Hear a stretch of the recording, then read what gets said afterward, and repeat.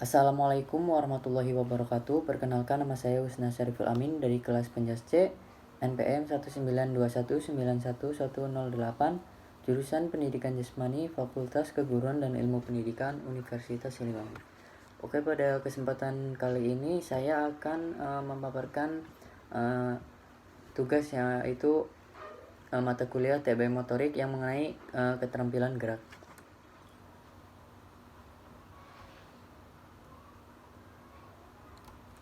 Pada pembahasan pada kali ini yang pertama yaitu mengenai keterampilan gerak, kemudian klarifikasi keterampilan gerak dan unsur-unsur gerak.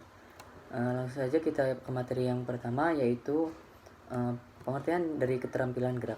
Jadi keterampilan gerak adalah perilaku gerak yang dilakukan seseorang timbul atau respon yang berasal dari diri sendiri atau dari lingkungan yang mengarah kepada seseorang tersebut. Menurut Lutan, keterampilan gerak dapat diklarifikasi sebagai berikut. Yang pertama, A. Keterampilan kasar gross skill dan keterampilan halus fine skill. Jadi perbedaan keterampilan ini adalah pada ukuran besar otot yang tebal, jumlah tenaga yang dikeluarkan atau lebarnya ruang yang digunakan untuk melaksanakan geraknya. Keterampilan kasar lebih membutuhkan pengorganisasian otot-otot besar disertai pengerahan tenaga yang banyak, sedangkan keterampilan halus lebih mempergunakan otot-otot kecil dan sering membutuhkan kecermatan dan koordinasi mata dengan tangan atau mata sampai tangan. Kemudian yang B, keterampilan diskrit, serial dan kontinus. Keterampilan diskrit adalah segala keterampilan yang dapat dikenal saat permulaannya dan saat berakhir. Keterampilan serial adalah aksi diskrit menjadi satu, sedangkan keterampilan kontinus tidak mengenal saat mulai dan berakhir. Klarifikasi gerak ini cenderung ditinjau dari gejala penampilannya. Yang C yaitu keterampilan terbuka, open skill, dan keterampilan tertutup, closed. Skill pengelolaan keterampilan ini berdasarkan seberapa jauh lingkungan dapat diprediksi selama peragaan gerak. Keterampilan terbuka adalah keterampilan di mana lingkungan selalu berubah-ubah dan sukar diprediksi, sehingga si pelaku tidak dapat merencanakan secara efektif respons yang serasi. Sedangkan keterampilan tertutup adalah keterampilan di mana faktor lingkungan dapat diprediksi. Materi yang berikutnya yaitu klarifikasi keterampilan gerak. Pengklarifikasian keterampilan gerak bisa dibuat berdasarkan beberapa sudut pandang berdasarkan beberapa klarifikasi, yaitu yang pertama, klarifikasi berdasarkan kecermatan gerak. Yang kedua yaitu klarifikasi berdasarkan perbedaan titik awal dan titik akhir gerak. Dan yang ketiga, klarifikasi berdasarkan stabilitas lingkungan.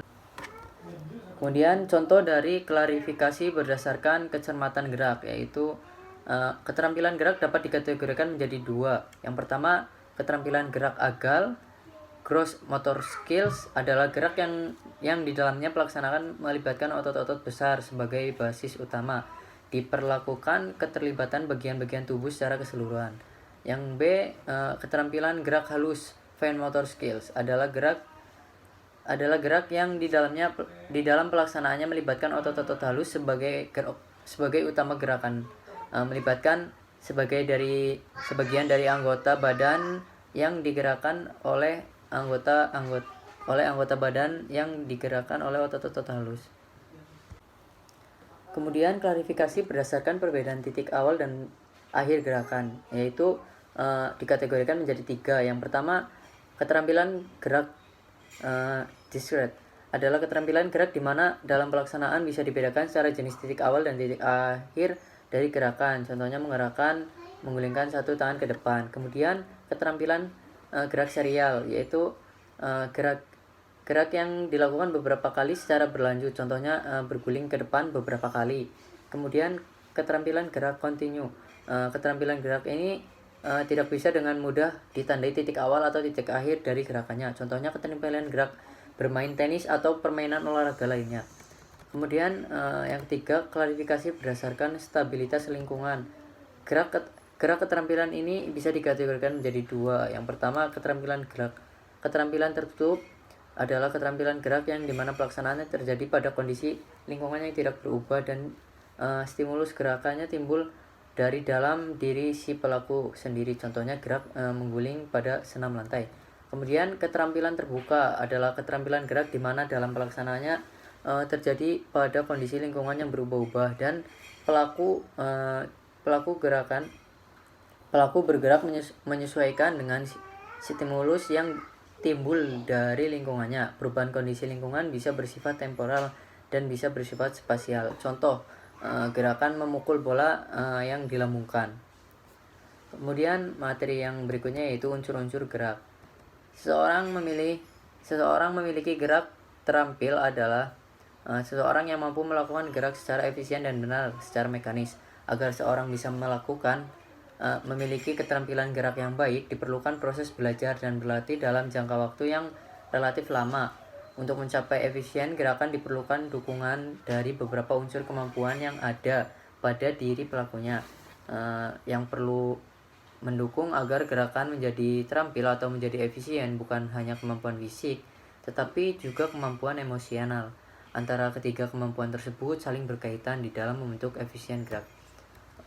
Mengenai berbagai unsur kemampuan atau kondisi yang diperlukan untuk mendukung gerak yang efisien yang di dalam fungsi-fungsi fisik, mental, dan emosional bisa dijelaskan sebagai berikut. Yang pertama, unsur kemampuan fisik. Jadi ada macam-macam kemampuan fisik. Yang pertama yaitu ada kecepatan reaksi, kekuatan, ketahanan, kecepatan, fleksibilitas, ketajaman indera. Kemudian yang kedua yaitu unsur kemampuan mental. Mental adalah pikiran.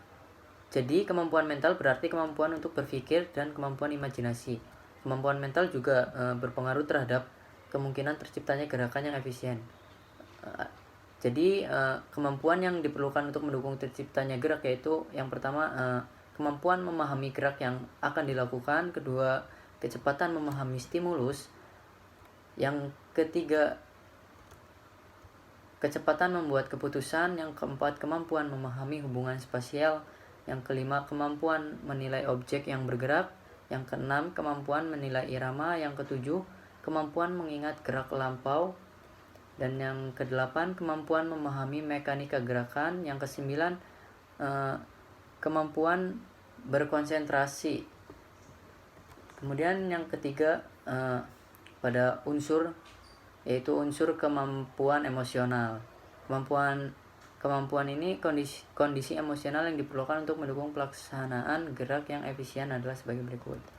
Yang pertama ada kemampuan mengendalikan emosi dan perasaan, yang kemudian tidak ada gangguan emosional, kemudian memiliki sikap yang positif terhadap prestasi gerak.